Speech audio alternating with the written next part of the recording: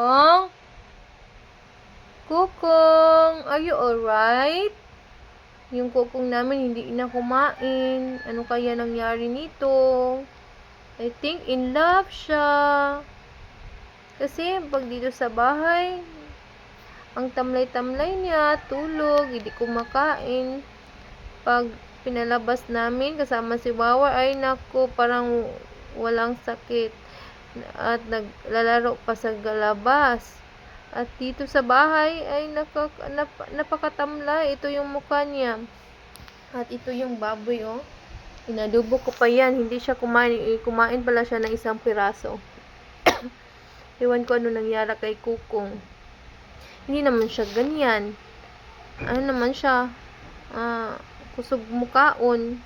Anong nangyari sa Kong? Are you in love? Depressed? Anong nangyari? Maipit ang Kukong.